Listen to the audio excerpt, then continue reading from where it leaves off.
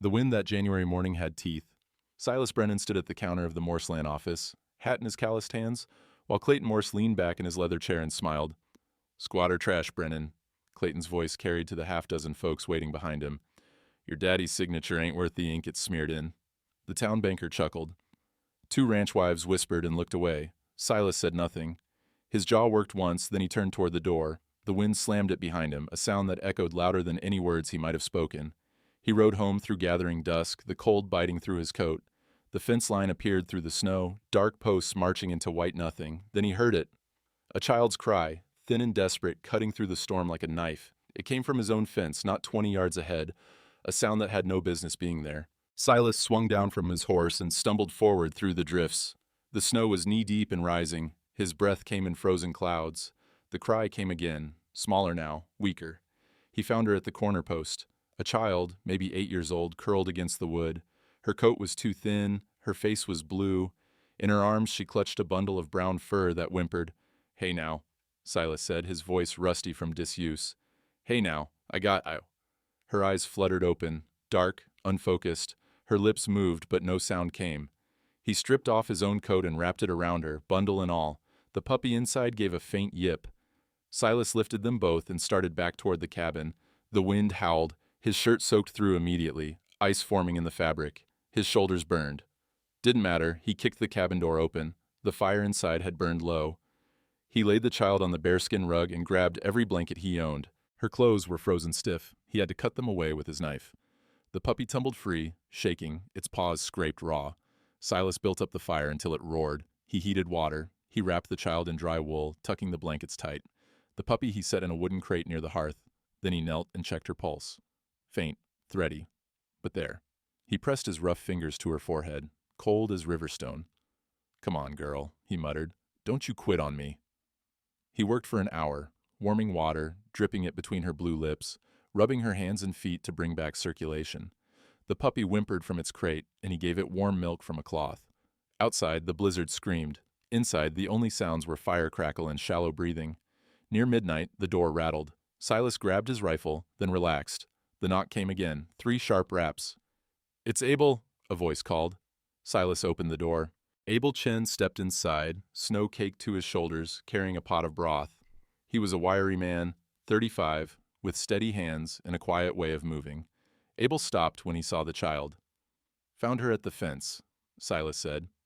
Abel set the pot by the fire and knelt beside the girl. He studied her face, then noticed something at her throat. A thin chain. He lifted it carefully. A silver locket, small and dented. "She was wearing this?" Silas nodded. Abel turned it over. On the back, engraved in fine script, E.H., 1879. "Initials," Abel said quietly. He glanced at Silas. "You know who she is?" "No." Abel set the locket back gently on her chest. He ladled broth into a tin cup, blew on it, and held it ready. "Morse been asking around town about boundary disputes." Silas's jaw tightened. "Let him ask." "He's saying you got till spring registry. 90 days, Silas. After that, if you can't prove your claim—" "I know what he's saying." Abel nodded slowly. He didn't push. He never did. That was why Silas kept him on, even when cash ran thin. The child stirred. Her eyelids fluttered. Silas moved closer, his knees cracking. "Easy now," he said. Her eyes opened, brown, frightened, searching. They landed on Silas's weathered face, then on the fire, then on the puppy in the crate. Her lips moved. Silas leaned in. "What's that?" Her voice was a thread of sound, barely there. "Papa said—" She coughed, a dry rasp. "Papa said, find the rancher." Silas frowned. "Your papa? Where is he, child?" Her eyes closed again. Her breathing evened out. Not sleep, but something close. "Fever talking," Abel said quietly. Silas touched her forehead again, still cold, but not as cold. "Maybe." Abel rose and moved to the door. "I'll check on you tomorrow. You need anything?" "I'm fine." Abel looked back at the girl, then at Silas. Something unreadable passed across his face. "You sure about that?" Silas didn't answer. Abel pulled his coat tight and stepped into the storm. Silas sat by the fire, the rifle across his lap. The child slept. The puppy snored softly in its crate. The wind hammered the walls, but the cabin held. Hours passed. Near dawn, the girl spoke again. Her voice was clearer this time, though still fever thick. "Compass Rose," she whispered. Silas leaned forward. "What?" Her small hand moved beneath the blankets, clutching the locket at her throat. "Papa said, Compass Rose, find the rancher." Then she was silent again. Silas stared at the locket, at the initials engraved there. E.H. He didn't know any Hartwell, didn't know any family with those initials, but somewhere in the back of his mind, a name stirred. Thomas Hartwell, a surveyor, died 2 years back marking the northern rail route. Silas felt something cold settle in his gut, colder than the storm outside. If this child was Thomas Hartwell's daughter, then Clayton Morse's interest in boundary disputes made a hell of a lot more sense. 3 days later, the storm broke. The sky cleared to a hard, bright blue that hurt to look at. Silas hitched the wagon and drove Emma, she'd told him her name on the second day, into town. The puppy rode in her lap, nestled inside her coat. Doc Miriam Alcott's clinic sat above the old mercantile, a narrow building that smelled of carbolic acid and dried sage. Doc was a sharp-eyed woman in her 50s, with gray hair pinned tight and hands that never shook. She examined Emma in silence, checking her fingers and toes for frostbite. The girl sat still, watching everything with those dark, careful eyes. "She'll keep all her fingers," Doc said finally. "Toes, too. You got to her in time." Silas nodded, relief washing through him. Doc looked at him over her spectacles. "Where's her people?" "Don't know. She mentioned her papa, but—" "Thomas Hartwell," Emma said quietly. Doc's hands stilled. She set down her stethoscope and turned to the girl. "Thomas Hartwell was your father?" Emma nodded. Doc glanced at Silas, her expression unreadable. "Thomas died 2 years ago. Rail accident up north." "I know," Emma whispered. "Mama died last winter, fever." Doc's face softened. She touched Emma's shoulder. "I'm sorry, child." Silas shifted his weight. "She got any kin? Anybody who'd be looking for her?" "Not that I know of," Doc hesitated. "But Clayton Morse has been asking questions about unclaimed estates, orphans." The name hit Silas like a fist. Morse. Doc nodded slowly. She moved to her desk and pulled out a ledger, flipping through pages. "I've seen 6 orphans go into county indentures this past year. All of them had land tied to their names. Small parcels mostly, but land." Silas felt the cold return to his gut. "And Morse handles the paperwork." "He does." The door to the clinic swung open. Clayton Morse stepped inside, his boots gleaming despite the mud outside. He wore a wool coat with brass buttons and a smile that didn't reach his eyes. "Well now," Clayton said. "Heard you found yourself a stray, Brennan." Silas moved instinctively, placing himself between Clayton and Emma. Clayton's smile widened. "Easy, old man. Just came to check on the child's welfare. That's my job, you know. County's got a responsibility." "She's fine," Silas said. "I can see that." Clayton's gaze slid past Silas to Emma. "What's your name, sweetheart?" Emma said nothing. The puppy in her lap growled, a tiny, ridiculous sound. Clayton chuckled. "Shy thing. That's all right." He pulled a folded paper from his coat and held it out to Silas. "I took the liberty of drawing up some guardianship documents. Temporary, of course. Just until we sort out her situation." Silas didn't take the paper. Clayton set it on Doc's desk. "There's $200 in it for you, Brennan. That's generous, considering you got no legal claim to her." The amount hung in the air. $200. Enough to pay off his feed debt, enough to fix the barn roof, enough to prove his land claim, maybe. Silas stared at the paper, at the neat official script. "What's your interest in this, Morse?" Clayton's smile thinned. "I'm a public servant. I look after orphans." "You look after land." The smile vanished. Clayton's voice dropped, cold and flat. "Sign the paper, Brennan, or don't. But the law's the law. If she's got no guardian by week's end, she becomes a ward of the county. And I handle county wards." He tipped his hat to Doc, ignored Emma entirely, and walked out. The door swung shut behind him. The smell of his cologne, lavender and something oily, lingered in the room. Doc moved to the window and watched Clayton cross the street toward his office. "He's not bluffing." Silas picked up the paper. The words blurred together. He couldn't read well, never had the schooling, but he recognized the signature line at the bottom. "What's he really after?" Silas asked quietly. Doc turned from the window. She looked at Emma, then at Silas. "I need to check the county records. Give me an hour." An hour later, Silas sat in Doc's back room while Emma napped on a cot, the puppy curled beside her. Doc returned with a leather-bound ledger and a rolled map. She spread the map on the table. It showed the valley, the creek, the rail line. Silas's land was marked in faded ink, 40 acres, his father's claim from 1872. Doc pointed to a notation in the margin. Thomas Hartwell filed a mineral survey in 879. He claimed the rights to copper deposits under this section. She tapped the map. Silas's section. His breath stopped. The surface rights are yours, Doc said carefully. Your father's claim is solid, but the mineral rights, those went to Hartwell. And when Hartwell died, those rights passed to his heir. Emma, Silas said. Emma. Silas stared at the map. At the creek he'd fished for 15 years. At the fence line he'd mended every spring. At the land he'd thought was his. How much are they worth? He asked. Doc pulled out a newspaper clipping. Rail syndicate's been buying up mineral claims. Copper's fetching high prices. I'd guess $10,000, maybe more.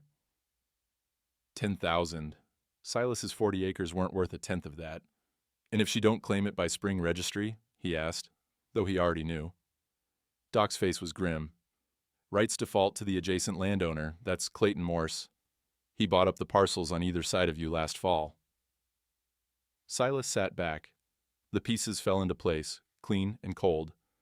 Clayton didn't want Emma. He wanted her dead, or disappeared, or signed away into an indenture that gave him legal control.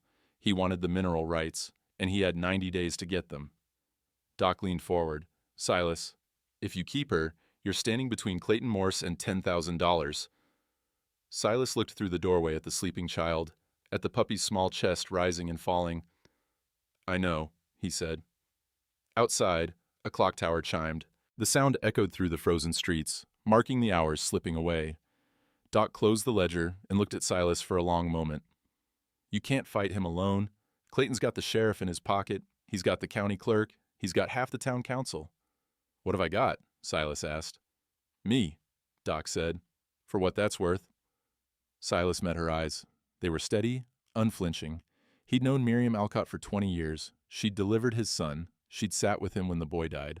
She'd never asked for payment, never turned anyone away. Why? He asked.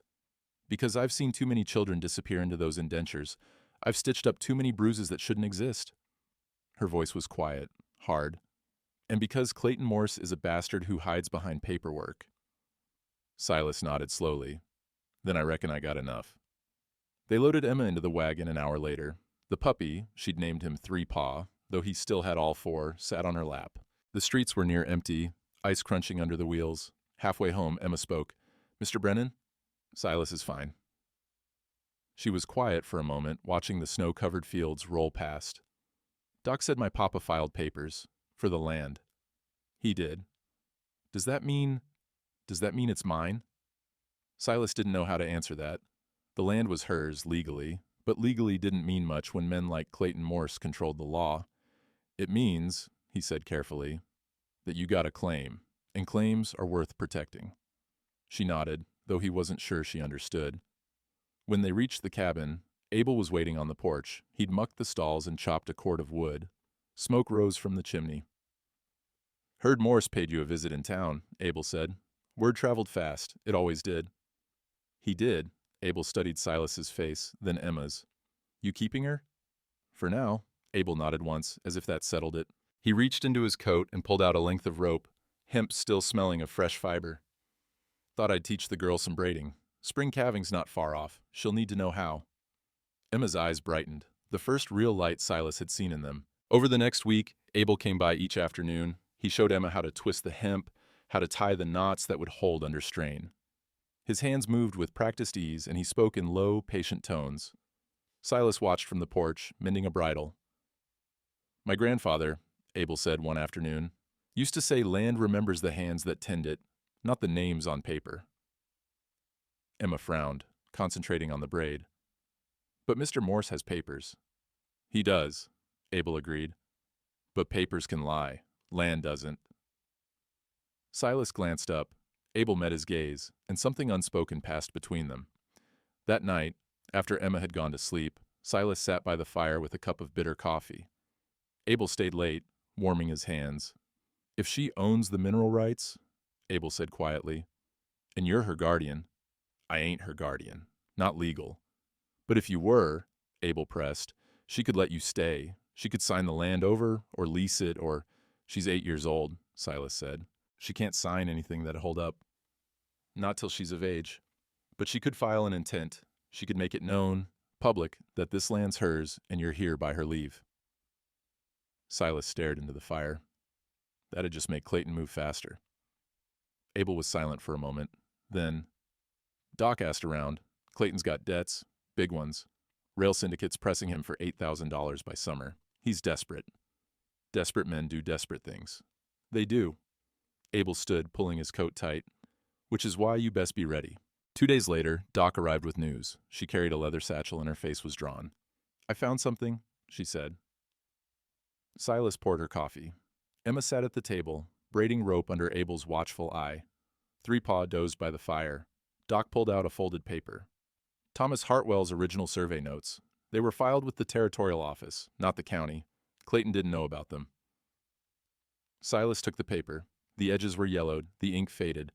But the writing was clear. Coordinates, measurements, a hand-drawn map. What am I looking at? He asked. Doc pointed. These boundary markers. Thomas placed them in 1879. They're supposed to be at the northeast corner of your claim. They are. No. Doc's finger moved.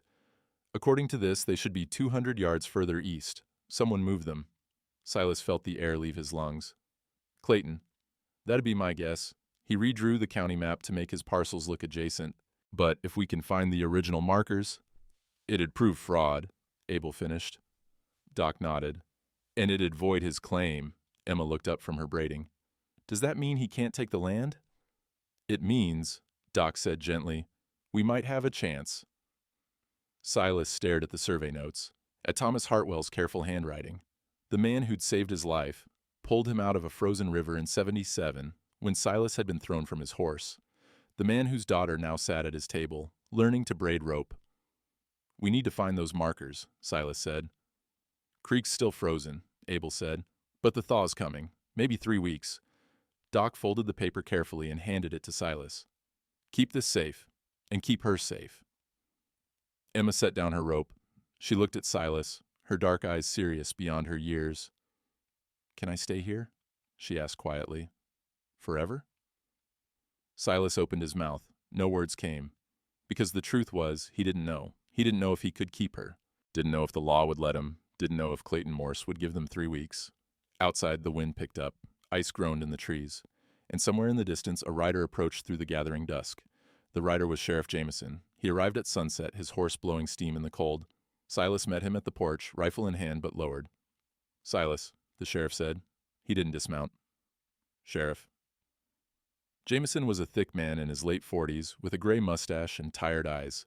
He'd been a fair lawman once, before Clayton Morse bought up half the county. Got papers for you. Jameson pulled a folded document from his coat. County order regarding the child. Silas took the paper. He couldn't read the legal script, but he saw the seal at the bottom. Official. What's it say? Jameson shifted in his saddle. Says Emma Hartwell is a ward of the county, pending establishment of legal guardianship. Says she's to be remanded to county custody within 24 hours. The words hit like stones. On whose authority? Silas asked, though he knew. Clayton Morse. He's the county administrator for orphan cases. He's a goddamn thief. Jameson's jaw tightened. That may be, but this here's a legal order, Silas. I got to enforce it. She stays with me. You got no legal standing. You ain't kin. You ain't been appointed guardian. She's 8 years old. She nearly froze to death. I ain't handing her over to that snake. Jameson looked past Silas to the cabin door, where Emma stood watching. Three-Paw sat at her feet, ears flat. I don't like this any more than you do, Jameson said quietly. But if you refuse, Morse'll bring deputies, maybe more. Let him. Silas. I said let him. Jameson stared at him for a long moment. Then he folded the paper and tucked it back in his coat. You got 24 hours. After that, it's out of my hands. He turned his horse and rode back toward town. The sound of hoofbeats faded into the dusk. Silas stood on the porch, the cold seeping through his shirt. Emma came to stand beside him. Am I going away? She asked. No. Mr. Morse wants me to go. I know. Why? Silas looked down at her, at the too thin face, the dark eyes that had seen too much. Because you got something he wants. The land? The land. She was quiet for a moment, then, my papa told me the land was important. He made me promise to find the rancher if anything happened. He said the rancher would know what to do.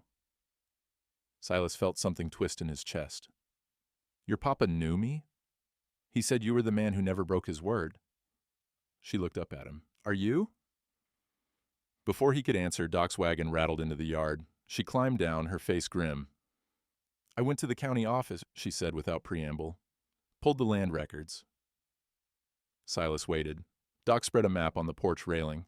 This is Thomas Hartwell's original mineral claim, filed June 1879. She pointed. And this is your father's surface claim, filed April 1872. Silas studied the map. The lines overlapped. His land, Thomas's minerals. So the girl owns what's under my land, he said. She does, but there's more. Doc pulled out another paper. This is the deed registry for your claim. Silas took it. The paper was old, the ink brown, his father's signature at the bottom, shaky but clear. What am I looking at? The date, Doc said. April 14th, 1872. So Thomas Hartwell filed a correction in 1880. He resurveyed the valley after the rail line went through, and according to his notes, your father's boundary markers were placed wrong, by about 40 acres. The words didn't make sense at first, then they did. Silas felt the ground shift under him. You're saying I'm on Hartwell land, not just the minerals, the surface too. Doc's face was pale. I'm saying Thomas Hartwell owned this entire section. Surface and mineral, your father's claim was filed in good faith, but it was never properly surveyed. Thomas knew. He filed the correction, but he never enforced it. Why not? I don't know. Maybe he didn't care. Maybe he figured it wasn't worth the fight. But legally... She stopped, looked at Emma, at Silas. Legally, this land belongs to her, all of it. Silas stood very still. The wind moved through the pines. Somewhere a branch cracked under the weight of ice. I've been working land that wasn't mine, he said quietly. For 10 years, Doc confirmed. Thomas pulled me out of the creek in '77, saved my life, and I've been squatting on his land ever since. You didn't know? Don't matter. Silas looked at Emma. Your papa owned this place, and I took it. Emma frowned. You didn't take it. You've been taking care of it. That ain't the same thing. It is to me. Doc folded the papers. Clayton knows he has to. That's why he's pushing so hard. If Emma files her claim, she gets everything. The surface, the minerals, all of it. And if she designates you as her foreman or her tenant, you get to stay. And if she don't file? If she's in county custody when the 90-day window closes, Clayton becomes her legal guardian. He controls her assets. He can sell the mineral rights, lease the land, whatever he wants. And you, Doc's voice softened. You got no claim at all, Silas. Never did. The truth settled over him like snow, cold, heavy, inescapable. He'd built his life on land that wasn't his. He'd buried his son here, his wife, his father, and none of it, had ever belonged to him. Silas, Doc said, we can fight this. We can file Emma's claim. We can... With what? His voice was rough. I can't read legal papers. I got no money for a lawyer, and you think the county clerk's gonna file against Clayton Morse? We'll find a way. There ain't a way. You said it yourself. Clayton's got the law. He's got the sheriff. He's got everything. Emma tugged at his sleeve. But you got me. He looked down at her. And I got the land, she said. And if it's mine, then I say you can stay. You're 8 years old. You can't... My papa said the land remembers. Mr. Abel said it too. And if the land remembers, then it knows you've been good to it. It knows you belong here. Silas felt something crack inside him. Something old and frozen and buried deep. I don't belong here, he said. Never did. Doc put a hand on his arm. You saved her life. And she saved mine, 10 years ago, when her father pulled me out of that creek, so I reckon we're even. That's not... It is. Silas straightened.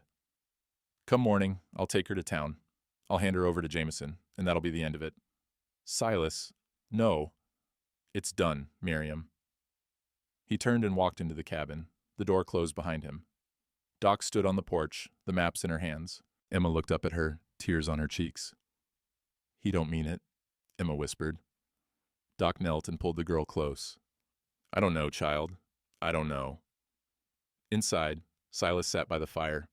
The rifle lay across his lap. The land deed, his father's lie, sat on the table. And outside, the night came down cold and final. Silas didn't sleep. He sat in the chair by the fire, watching the flames burn low. Emma had cried herself to sleep on the cot. Three Paw lay beside her, one paw stretched across her ankle. Near dawn, the door opened. Abel stepped inside without knocking. He carried a coil of fresh rope over his shoulder. You planning to just give up? Abel asked. Silas didn't look at him. Ain't giving up. I'm facing facts. Facts. Abel set the rope on the table. Fact is, that girl needs you. She needs her land, and she'll get it once Clayton's got control. You believe that? Silas was silent. Abel pulled out a chair and sat. My grandfather came to this country with nothing. Worked on the rail line for 10 years. White men spit on him, called him names I won't repeat, but he saved every penny, and when he had enough, he bought a plot of land up in the hills. I know the story, Abel. Then you know what happened next. County clerk said the deed was invalid, said Chinese couldn't own property. My grandfather fought it, took him to court, lost everything. Abel's voice was quiet, steady. But before they took the land, he did something. He planted an orchard. Apple trees, 24 of them. Silas looked up. Those trees are still there, Abel said. 30 years later, the man who stole the land? He's dead. But the trees remember who planted them. The land remembers. That's a nice story, Abel. Don't change the law. No, but it changes what matters. Abel stood. He picked up the rope. I'm teaching Emma to braid today. You're welcome to help, or you can sit here and feel sorry for yourself. He walked out, leaving the door open. Cold air spilled into the cabin. Silas sat for a long moment. Then he rose, pulled on his coat, and followed. Outside, Abel had set up 2 posts in the yard. Emma stood between them, still in her nightdress and coat, her breath misting in the early light. Three Paw hopped in circles around her legs. Abel handed her a section of rope. 3 strands. You braid them tight, they hold a steer. You braid them loose, they snap. Emma took the rope, her fingers clumsy with cold. Like this, Abel said. He showed her the pattern. Over, under, pull. His hands moved with the ease of long practice. Emma tried. The strands tangled. Again, Abel said. She tried again, better this time. Silas watched from the porch. The sun was rising, pale and cold. The snow had a crust on it now, glittering like broken glass. Mr. Brennan? Emma called. He walked over. She held up the rope, half braided. Is this right? Silas studied it. The weave was uneven, but the structure was sound. It'll hold. Her face brightened. Abel handed him a section of rope. Show her the finish knot. Silas took it. His hands remembered the motion. Loop, twist, pull through. He'd learned it from his father, who'd learned it from his. The knot drew tight, clean, and strong. Emma watched closely. Can I try? He gave her the rope. She fumbled it twice, then got it. The knot wasn't pretty, but it held. Good, Silas said. They worked for an hour. The sun climbed higher. Emma's fingers grew steadier. By the time they finished, she'd braided a full length of rope, 5 feet, strong enough for ranch work. She held it up, grinning. I made this. You did, Abel agreed. She looked at Silas. Can we use it for the calving? Calving's not for another month. But when it comes, can we? Silas met her eyes, dark and hopeful and trusting in a way that made his chest ache. If you're still here, he said quietly. Her smile faded. I'll be here. Emma, I will. She clutched the rope to her chest. This is my home. You said the land remembers. So it remembers me now. I braided this rope. I planted those seeds by the fence. I named Three Paw. The land knows. Abel caught Silas's eye, said nothing. Emma stepped closer. And if the land's mine, then I say you stay. I don't care what Mr. Morse says. I don't care what the papers say. You stay. Silas knelt down to her level. It ain't that simple, girl. Why not? Because I got no legal right, and Clayton Morse does. Then we'll find a way to get a legal right. There is. She gripped his arm, her small fingers surprisingly strong. Doc said there's survey notes. She said there's proof, we just got to find it. Silas looked at Abel. Creek's still frozen, Abel said. But it won't be for long. Another week, maybe 2. When the thaw comes, we can search the banks. If those original markers are there, we'll find them. And if Clayton comes before then we hold him off. Silas straightened. He looked at the cabin, at the fence line, at the land he'd worked for 10 years, land that had never been his. But Emma was right. The land remembered. It remembered his sweat, his father's blood, his son's laughter, before the fever took him. Maybe that was worth something, maybe it wasn't, but the girl standing in front of him, the girl whose father had saved his life, she was worth everything. All right, Silas said quietly. Emma's face lit up. All right? All right. We'll wait for the thaw. We'll find the markers, and we'll fight. She threw her arms around him. The rope tangled between them, rough hemp against his neck. Silas held her carefully as if she might break. Behind them, the sun cleared the mountains, and somewhere in the distance, the ice in the creek groaned. The thaw was coming. The thaw came slowly, then all at once. For 3 days, the temperature climbed. The snow softened and slumped. Icicles dripped from the eaves, marking time in steady rhythm. The creek, frozen solid since November, began to crack and moan. On the 4th day, Silas rode into town for supplies. He left Abel with Emma and a loaded shotgun. The streets were rivers of mud. Horses slogged through it, heads down. The boardwalks were slick with melt. Silas tied his horse outside the general store and stepped inside. The smell hit him. Coffee, leather, lamp oil. The storekeeper, a thin man named Holloway, looked up from his ledger. Silas. Morning. Heard you got yourself some trouble. Word always traveled. Silas said nothing. Holloway leaned on the counter. Town meeting last night, at the church. Silas felt something tighten in his gut. What about? About you and the girl. Holloway glanced toward the door, lowering his voice. Preacher Dawes said a child needs proper care, a home, schooling. She's got a home. That's what Doc said, but others? He hesitated. Others said a man alone can't raise a girl proper, that it ain't decent, that the county's got a responsibility. Let me guess. Clayton Morse led that charge. Holloway nodded. Him and his people, they took a vote, 40-60. Against me. Against you. Silas absorbed this. 40% was more than he'd expected, but 60 was enough to turn the law into a mob. What did the sheriff say? Jameson didn't show, but his deputy did. Said if you don't hand the girl over by week's end, they'll come fetch her. Silas paid for flour, salt, and ammunition. He loaded the sacks onto his horse and rode home through the mud. That afternoon, the sound came. Abel heard it first, a deep, resonant crack that echoed across the valley. He was outside chopping wood. He set down the axe and listened. The creek. Silas, he called. Silas came out of the barn. Emma followed, 3-paw at her heels. They walked to the ridge above the creek. Below, the ice had split clean through. Dark water churned beneath, fast and cold. Chunks of ice tumbled downstream, grinding against the banks. It's opening up, Abel said. Silas nodded. We search tomorrow, first light. Emma tugged his sleeve. Can I come? No.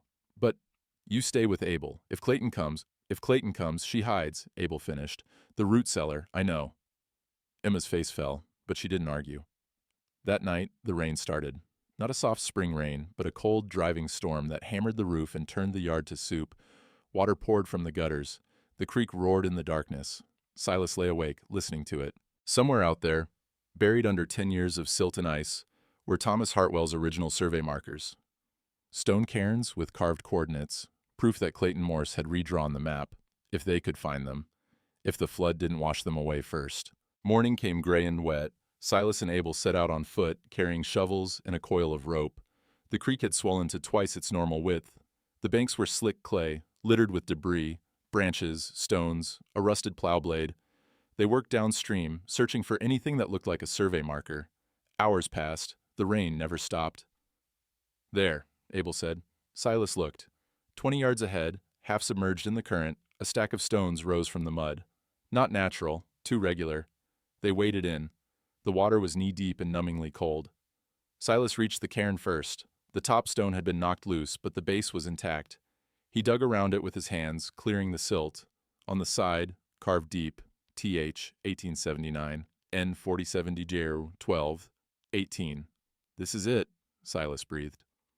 Abel pulled out Doc's map and checked the coordinates. Matches Hartwell's notes, 200 yards east of where the county map says. They marked the spot with a tall stake and a strip of red cloth. Then they kept searching. By noon, they'd found 3 more cairns. All of them matched Thomas Hartwell's survey. All of them proved Clayton Morse had moved the boundary lines. "We got him," Abel said. Silas nodded, but his jaw was tight. "We got proof. Don't mean we got justice." They started back toward the cabin, mud-soaked and exhausted. The rain had eased to a drizzle. The sky was the color of old iron. They were half a mile from home when they saw the horses. 4 of them tied outside the cabin. One was Sheriff Jameson's bay. The others Silas didn't recognize. Abel swore under his breath. They broke into a run. Inside the cabin, Emma sat at the table. Three Paw was pressed against her legs, growling. Sheriff Jameson stood by the door. 2 deputies flanked him, hands on their pistols, and Clayton Morse sat in Silas's chair by the fire, smiling. "There he is," Clayton said, "the man of the hour." Silas stepped inside, Abel right behind him. "Get out of my house." "Your house?" Clayton's smile widened. "That's the question, isn't it? Whose house is this?" Jameson shifted uncomfortably. "Silas, I got a court order. Emma Hartwell is to be remanded to county custody. Today." "On what grounds?" "On the grounds that you have no legal authority to keep her. And on the grounds," Jameson's voice hardened, "that the town council has voted. They believe the girl needs proper care." "She's got proper care."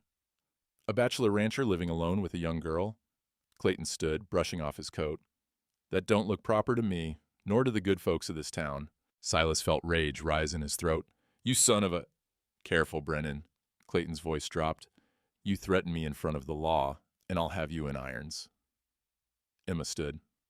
"I don't want to go." "I know, sweetheart," Clayton said, his voice sickeningly gentle. "But sometimes children don't know what's best for them. That's why God gave us laws." "God didn't give you nothing but a black heart," Abel said. One of the deputies turned on him. "Watch your mouth, Chinaman." Abel's jaw tightened, but he said nothing. Jameson looked at Silas. "I'm sorry, but the law's the law." "The law's a lie," Silas said. He pulled the folded survey map from his coat and threw it on the table. Thomas Hartwell's original notes, proving Clayton moved the boundary markers, proving he redrew the county map. Clayton's smile flickered. Jameson picked up the map and studied it, his brow furrowed. "We found the cairns," Abel said. "All 4 of them, still standing, still marked. TH 1879. Jameson looked at Clayton. "Is this true?" "Those are old survey notes," Clayton said smoothly. "Pre-territorial. They don't supersede current county records." "They do if the current records are fraudulent," Silas said. "That's a serious accusation, Brennan." "And I'm making it. You moved those markers? You redrew the map? You've been stealing land from a dead man for 2 years. Clayton's face hardened. "Prove it." "We just did." "No.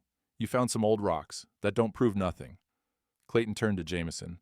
"Sheriff, are you going to do your job, or are you going to let this squatter defy a court order?" Jameson looked at the map, at Emma, at Silas. For a long moment, no one spoke. Then Jameson folded the map and handed it back to Silas. "I'll need to see those cairns myself, and I'll need to consult with a territorial surveyor." Clayton's face went white. "You can't be serious." "I'm serious about upholding the law, and if there's evidence of fraud." "There's no fraud. There's a lonely old man trying to steal a child's inheritance." "Then let the surveyor decide." Jameson looked at Clayton. "In the meantime, the girl stays put." "The hell she does." Jameson's hand dropped to his pistol. "You questioning my authority, Morse?" The room went still. Clayton's smile returned, cold and sharp. "No, Sheriff. I ain't questioning your authority. I'm just reminding you, you got an election coming up, and I got friends." He walked to the door, paused, and looked back at Emma. "Enjoy your time here, sweetheart. Won't be long now." Then he was gone. The deputies followed. The door slammed. Jameson stood in the silence. "I can give you a week, maybe 2, but Silas, if that surveyor don't back your claim, I got to enforce the order." "I understand." Jameson tipped his hat and left. The cabin was quiet except for the rain and the fire. Emma looked up at Silas, her eyes wide. "Are we safe?" Silas knelt and put a hand on her shoulder. "For now." But outside, the rain fell harder, and the clock kept ticking. The territorial surveyor arrived 5 days later. His name was Morrison, a lean man with silver spectacles and a leather case full of instruments. Sheriff Jameson brought him out to the creek in a county wagon. Silas and Abel led them to the cairns. The water had receded, leaving the stones exposed and gleaming in the weak sunlight. Morrison examined each marker with painstaking care. He measured angles with a brass transit. He checked coordinates against yellowed maps. He said little, his face unreadable. After 2 hours, he straightened and cleaned his spectacles.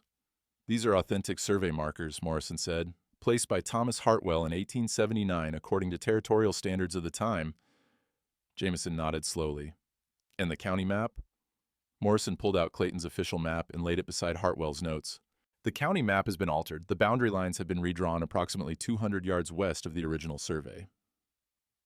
"Who authorized that change?" "According to the filing date," Morrison checked his ledger, "the revision was submitted by Clayton Morse in 1885, 2 years ago." Jameson's jaw tightened. "After Thomas Hartwell died." "Correct." "So Morse committed fraud." Morrison hesitated. "That's a legal determination, Sheriff, but the physical evidence suggests the county map does not reflect the original territorial survey." It was enough. Jameson folded the maps. "I'll need to file a report with the territorial office, and I'll need to speak with Clayton Morse." "He won't come quiet," Abel said. "I expect not." Jameson looked at Silas. "You and the girl, you stay close to home. I'll send word when I know more." They rode back toward town, leaving Silas and Abel standing by the creek. "It ain't over," Abel said. "No," Silas agreed. "It ain't." That night, Silas sat by the fire, watching Emma sleep. Threepaw lay curled at the foot of her cot, his ears twitching at every sound. The weight of the day pressed down on him. The survey markers proved Clayton had lied, but lies had a way of surviving, even when truth came knocking. He thought about the land, about his father's claim, filed in good faith but built on sand, about Thomas Hartwell, who'd known the truth and never said a word, about Emma, who owned everything and understood nothing. Silas stood and walked to the window. Outside, the moon was rising over the mountains, pale and cold. He'd told Emma they would fight. He'd told her the land remembered. But what if fighting wasn't enough? What if remembering didn't matter? He heard footsteps behind him. Emma stood in her nightdress, holding Threepaw. "Can't sleep?" Silas asked. She shook her head. "I keep thinking about Mr. Morse, about what he said." "Don't pay him no mind." "He said, 'I don't know what's best for me.'" She looked up at Silas. "Do you think that's true?" Silas knelt down. "I think you're 8 years old. An 8-year-old shouldn't have to decide things like this. But I do know. I know I want to stay here, with you. Emma, I know you think you're doing wrong by me, that you can't give me proper schooling or fancy dresses or—" Her voice cracked. "But I don't care about those things. I care about this." She gestured around the cabin, at the rough-hewn walls, the simple furniture, the fire burning low. "This is home," she said. "And you're—" She stopped, wiped her eyes. "You're the only family I got left." Silas felt something break inside him, something he'd been holding onto for 10 years, since his son died, since his wife left, since he'd decided it was easier to be alone than to risk loving and losing again. He pulled Emma close. She pressed her face against his shoulder, and he felt her tears soak through his shirt. "I ain't your papa," he said quietly. "I know. And I ain't good at this. He struggled for the word. "At being what you need. You already are." They sat like that for a long time. The fire crackled. The wind moved through the eaves. Threepaw snored softly. Finally, Emma pulled back. "If the surveyor says the land is mine, can I make you stay? Legal?" "I don't know. Maybe." "Then that's what I'll do. I'll make it legal. I'll sign papers, whatever it takes." Silas looked at her, at the determination in her small face, at the strength she carried, inherited from a father she barely remembered. "You're a fierce one," he said. "I learned from you." He almost smiled. The next morning, Doc arrived before dawn. She didn't knock, just pushed the door open and stepped inside, her face pale. "Miriam?" Silas rose from his chair. "Clayton knows," she said. "About the survey." "Course he knows. Morrison's filing a report." "No, I mean he knows what it means. He knows he's going to lose." Doc set her medical bag on the table. Her hands were shaking. "And he's not going to let that happen." Abel appeared in the doorway, buttoning his shirt. "What did you hear?" "I was at the boarding house last night, treating Mrs. Hadley's rheumatism. Clayton was in the next room." She paused. "He was meeting with men, rough men, not from town." Silas felt ice in his veins. What did they say? I couldn't hear much, but I heard this. Doc's voice dropped. Clayton said if the law won't give him the land, he'll take it another way. He said loose ends need tying up, and he said the girl can't file a claim if she's... She couldn't finish. Emma appeared from behind the curtain, her eyes wide. If I'm what? Doc looked at Silas, stricken. If you're not here to file, Silas said quietly. Get dressed, Emma. We're leaving. Where? Don't matter. Somewhere Clayton can't find you. No. Emma's voice was small but firm. I'm not running. Emma, I'm not. She looked at Doc, at Abel, at Silas. If I run, he wins. He gets the land, and you... She pointed at Silas. You lose everything. I already lost everything, Silas said. 10 years ago, this land was never mine. But it could be. Emma crossed to the table and picked up the survey map. If I file my claim, if I make you my foreman or my guardian or whatever the law says, then the land is ours, together. She's right, Abel said quietly. Silas rounded on him. Don't. She's right, Abel repeated. Running just gives Clayton time. Time to hire more men. Time to bury the evidence. Time to make sure that when you come back, if you come back, there's nothing left. Doc nodded. The filing window closes in 10 days. If Emma doesn't file by then, the mineral rights default to the adjacent landowner. That's Clayton. Silas looked at each of them, at their faces, determined and afraid. Then he looked at Emma. If we stay, he said, well, Clayton will come. With men. With guns. Then we'll be ready, Emma said. You're a child. I'm Thomas Hartwell's daughter. Her voice didn't waver. And this is my land, and I say we fight for it. Silas stared at her, saw her father in the set of her jaw, saw her mother in the fire of her eyes, saw himself, the man he used to be before grief hollowed him out. All right, he said. We fight. Outside, the sun broke through the clouds. The snow was nearly gone. The ground was softening. Spring was coming. But so was Clayton Morse. They had 3 days to prepare. Abel rode to town and returned with 4 men, ranchers who'd known Thomas Hartwell, who owed Silas favors, or who simply hated Clayton Morse. They were old, hard men with rifles and long memories. Doc brought supplies, bandages, whiskey, ammunition. She also brought something else, a leather-bound ledger. I got this from Mrs. Morse, she said, setting it on the table. She finally agreed to help. Silas opened the ledger, page after page of entries, all in Clayton's neat hand. Debts, payments, forged signatures, 6 orphan indentures, all tied to land parcels. This is evidence, she said. Evidence. The kind that gets a man sent to prison. If we live long enough to show it to a judge, Abel said. They fortified the cabin, stacked firewood against the windows, loaded every rifle, filled buckets with water in case of fire. Emma watched it all from the doorway, 3 paw at her feet. I'm scared, she admitted quietly. Silas knelt beside her. That's smart. Fear keeps you sharp. Are you scared? Yes. She seemed surprised by the honesty. What do we do if he comes? We stand our ground. We show him he can't take what ain't his. What if he don't care? Silas looked at her for a long moment. Then he stood and walked to the fence post at the edge of the yard, the corner post that marked the boundary line. He pulled his knife and began to carve. Emma followed. What are you doing? Making sure the land remembers. He carved carefully, each letter deep and clear. EMMAHARTWELL. Below it, he carved the year 1887. When he finished, he stepped back. This is your land now, legal or not. The land knows it. Emma touched the carving, tracing the letters with her small fingers. Can I do one too? She asked. Silas handed her the knife. She carved slowly, her tongue poking out in concentration. When she finished, Silas read it. SILASBRENAN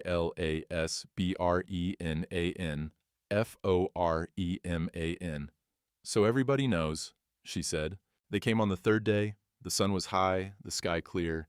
Silas saw the dust first, a column rising from the road. Too much dust for one rider. They're here, he called. Abel and the 4 ranchers took positions. 2 in the cabin, 2 in the barn, Abel on the roof. Doc pulled Emma into the root cellar and closed the door. Silas stood at the fence post, rifle in hand. 6 riders emerged from the dust. Clayton Morse led them, dressed in a fine coat despite the mud. Behind him came hired men, range toughs with hard eyes and iron on their hips. Sheriff Jameson was not among them. They stopped 20 yards out. "Brennan," Clayton called, "let's talk like reasonable men. We got nothing to talk about." "I disagree." Clayton dismounted. His men stayed in their saddles, hands near their guns. "I'm here to make you an offer. A final offer." "I ain't interested. $500, cash. For the girl and any claim she might have." "She ain't for sale." Everything's for sale, Brennan. You just haven't heard the right price." Clayton stepped closer. "You're a practical man. You know how this ends. You got what? 4 old men and a Chinaman? I got 6 professionals. You fight me, people die. Maybe you, maybe the girl." "Maybe you," Silas said. Clayton smiled. "I got the law on my side. I got the town. I got the money." "What do you got?" "The truth." "Truth?" Clayton laughed.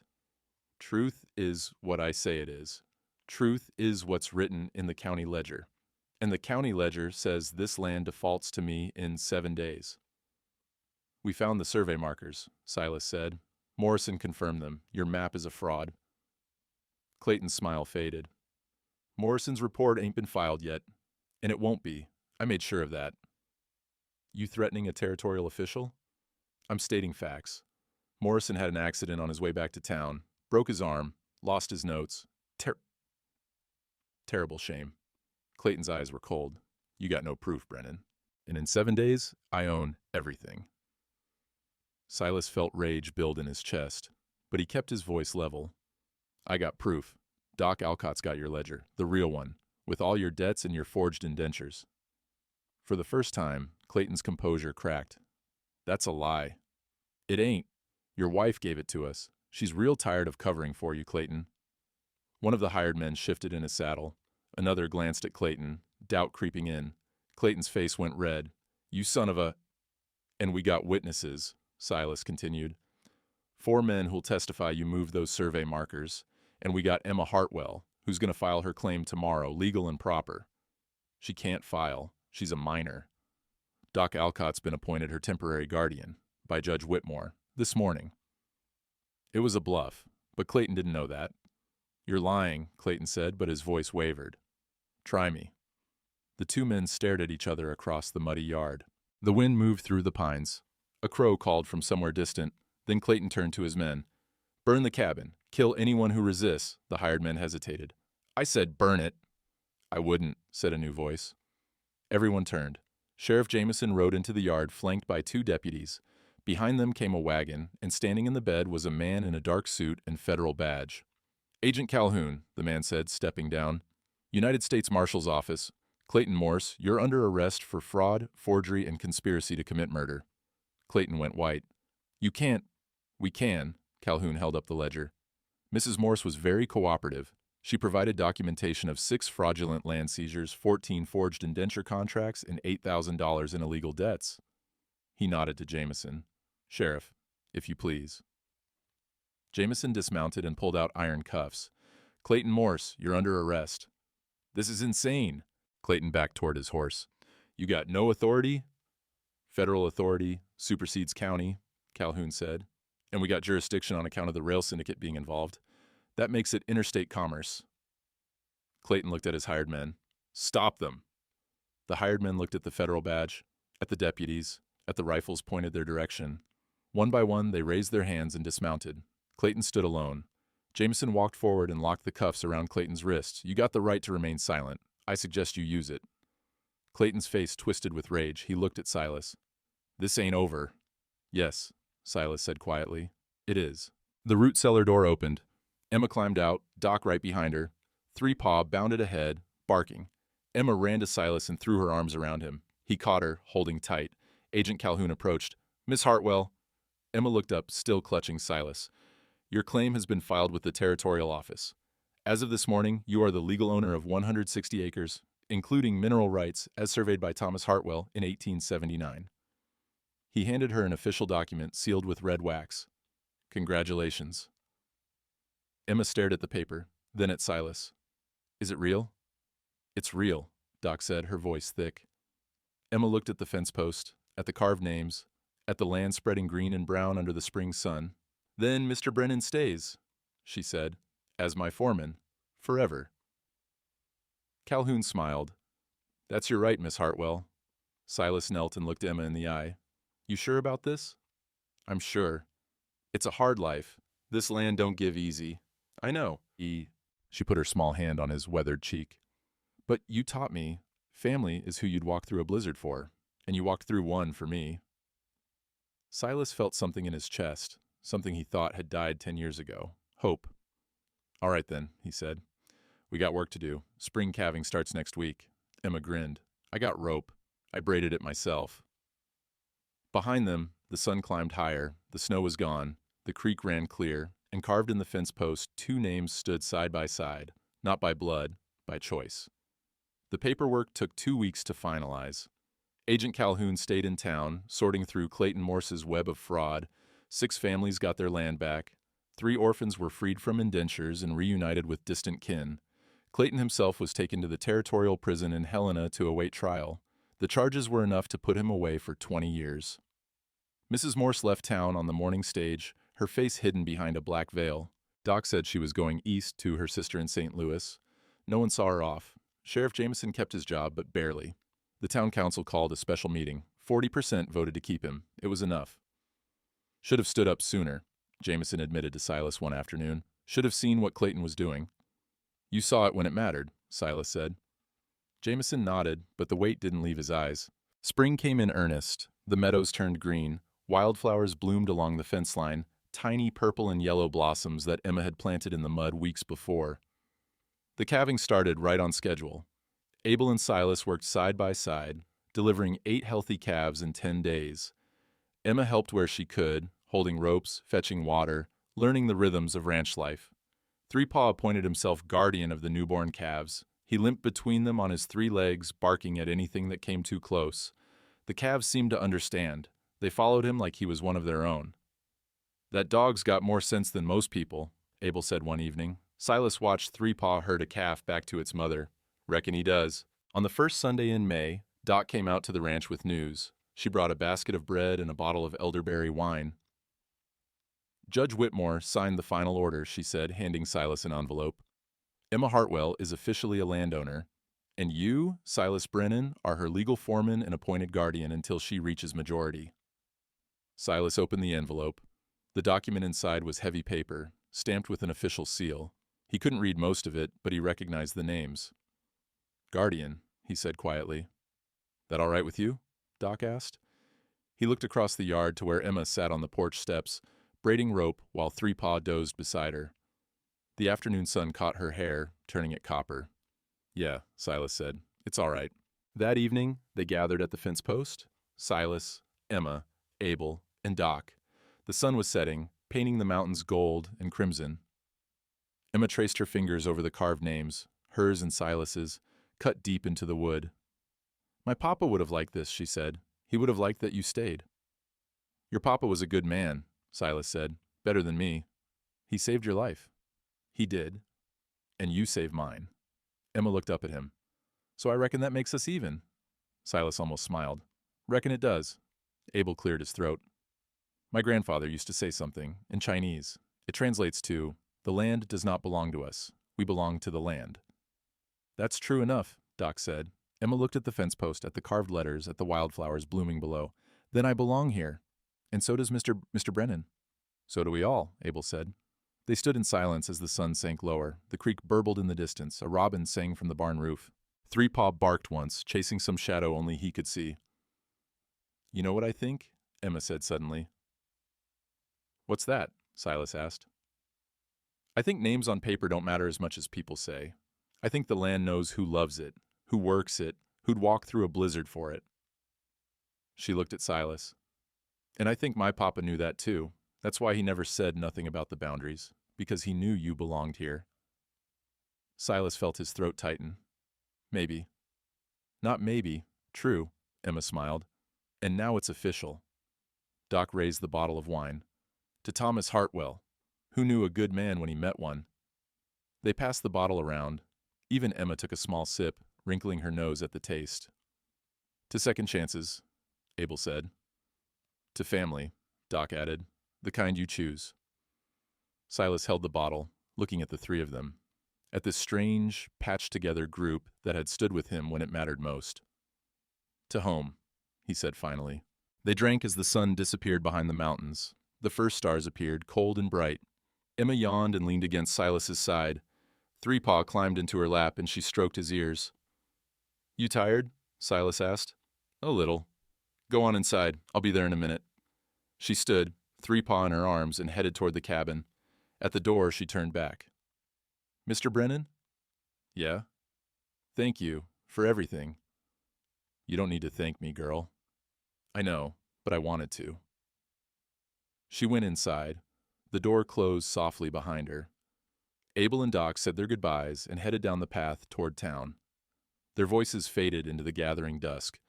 Silas stood alone at the fence post. He ran his hand over the carved names, feeling the rough wood beneath his palm. The land stretched out before him, green and growing, full of promise. His land, Emma's land, their land, not by law alone, but by something deeper, by sacrifice, by choice, by love. He thought of his son, buried on the hill behind the cabin, of his father, whose claim had been a mistake, but whose work had been true, of Thomas Hartwell, who'd known the truth and chosen mercy. They were all here, in the land, in the stones, in the soil, in the names carved into wood. The wind moved through the pines. Somewhere a calf bawled for its mother. Silas turned and walked toward the cabin, toward home. Now, I've heard folks say Silas Brennan lost everything that spring. Lost his claim to the land his father had worked, lost his name on a deed, lost whatever pride a man carries when he thinks he owns something solid. But I reckon those folks don't understand what losing really means. See, a man can hold a deed in his hand and still be poor in his soul. He can own 1,000 acres and sleep alone in the dark, haunted by all the things he didn't do, all the people he didn't save. Silas Brennan learned something different. He learned that land ain't about paper and ink, it's about who you'd walk through a blizzard for, who you'd stand against the law for, who you'd carve a name beside your own into a fence post, knowing it means more than any signature in a county office. Emma Hartwell grew up on that ranch. She raised cattle and learned to read from Doc Alcott's medical books and braided rope that held strong when it mattered. Three Paw lived to be 14, gray-muzzled and slow, but he died in his sleep by the fire with Emma's hand on his head. Abel stayed on too, teaching Emma everything he knew about the land, how to listen to it, how to respect it, how to remember it's only borrowed. And Silas, he worked that ranch till his hands were too stiff to hold a rope. He saw Emma married to a good man from the next valley over. He held his first grandchild, not by blood but by choice, and carved that baby's name into the fence post beside all the others. They say, on quiet spring mornings, when the wildflowers bloom along that fence line, you can still see those names cut deep into the wood. Emma Hartwell, Silas Brennan, foreman, not owner, not squatter, family. And I reckon that's worth more than any deed ever written. The land remembers. It always does.